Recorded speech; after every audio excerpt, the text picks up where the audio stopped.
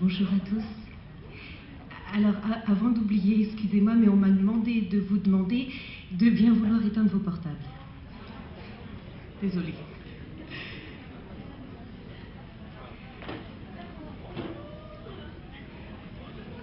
Alors, je suis... En fait, voilà, j'ai répondu à un appel à témoins sur le net. Et je pense que j'ai été sélectionnée puisque je me retrouve devant vous aujourd'hui. C'est impressionnant, excusez-moi. En plus, vous m'avez l'air très nombreux, mais en même temps, la lumière, c'est pratique pour ça, je ne vous vois pas tous. Dites-moi juste une question, je pense maintenant, mais vous êtes venus tous ensemble?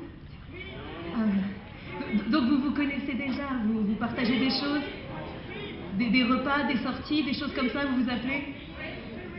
Alors c'est surtout là-bas qu'il y a des oui. Oui, tout là, d'accord. Et alors peut-être qu'il y en a d'autres qui sont venus juste pour écouter ce qui se passait, c'est ça? Et peut-être certains pour parler, surtout devant, peut-être. Et alors dans ces derniers-là, ceux qui sont venus pour écouter ou pour parler, ça va se passer comment après pour vous? Vous allez rentrer chez vous, chacun dans votre voiture, c'est ça? En repensant à toutes les belles paroles que vous aurez entendues et en oubliant bien évidemment qui les a dites. C'est toujours mieux comme ça. Enfin, je ne suis pas là pour ça, excusez-moi. Donc, je m'appelle Lilou et j'ai beaucoup d'amis. Des amis fantastiques avec qui je parle des journées entières de tout, de rien, de la pluie, du beau temps. Et mon meilleur ami, il s'appelle Lord Greystock. Il a les traits de Christophe Lambert. Oui, non, je vois très bien ce que vous voulez dire. Non, mais avec lui, c'est vraiment la connexion absolue.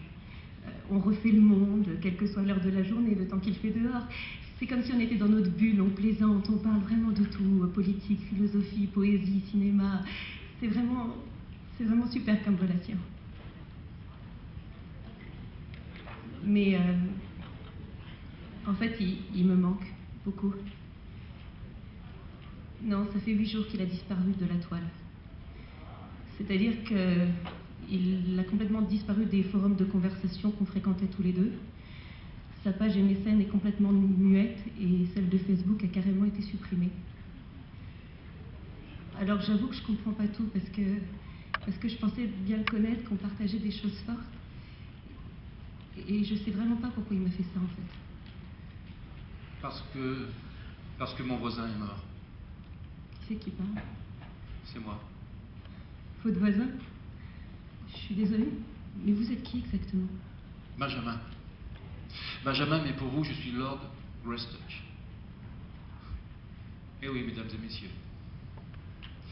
Nous vivions dans la même ville, sans même le savoir.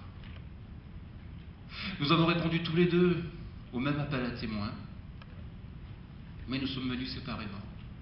Peut-être dans le même bus, oui, mais sans qu'une seule fois nos regards se croisent. Excusez-moi, est-ce que vous pouvez vous mettre un peu plus dans la lumière? Oui.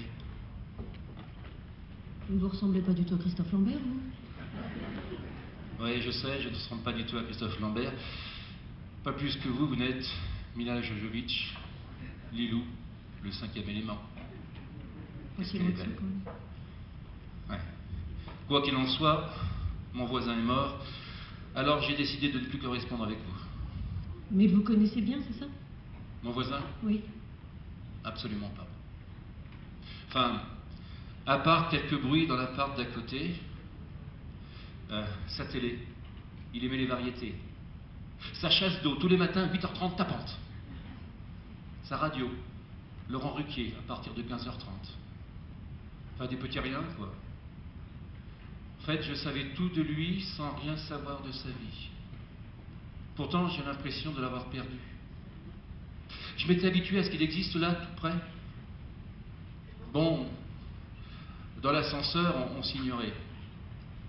Sur le palier, c'est à peine si on se saluait. Pourtant, moi qui ne savais rien de lui, rien de ses jours, rien de ses chagrins, rien de ses amours, je me dis qu'il a dû avoir peur. Il a dû avoir peur lorsque son destin l'a pris par la main pour l'emmener vers un ailleurs. Sûr qu'il aurait aimé avoir un copain, un ami, pour faire un bout de chemin avec lui. Seulement moi, j'étais trop occupé à chatter. Avec moi, c'est ça? Non. Non, pas avec vous, mademoiselle, non, non. Avec Lilou. Avec Lilou, cette icône fantasmée qui n'existe pas et avec qui j'ai décidé de ne plus correspondre. Ce lien virtuel ne m'unissait à rien. Elle n'existe pas. Vous comprenez, mademoiselle, vous et moi, nous ne sommes que seuls et seuls. Ça ne forme pas un tout. Et quand tard dans la nuit, ton écran d'ordi s'éteint, la seule trace de vie qui parvient à franchir les falaises de ta presqu'île de silence et de solitude, ce sont les jacasseries insupportables de cette télé qui trône dans un salon, dans un appart à côté, tu sais pas lequel, peut-être en dessous, à côté, tu sais pas. T'arrives même pas à localiser ce semblant d'existence et de présence. Benjamin? Ouais. Je suis peut-être pas Lilou, c'est vrai.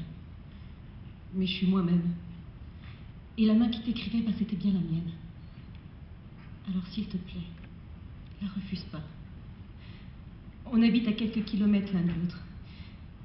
Alors tu sais, si la mort revient au quartier pour frapper encore, peut-être qu'elle n'osera pas me donner la nuit quand elle verra que j'ai un ami.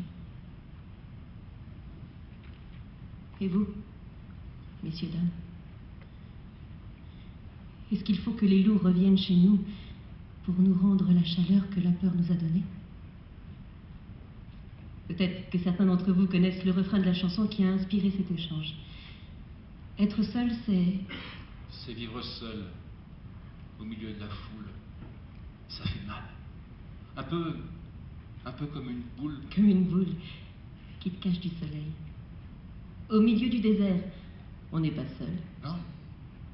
Au milieu du désert, on n'est pas seul, on est perdu. C'est pas pareil.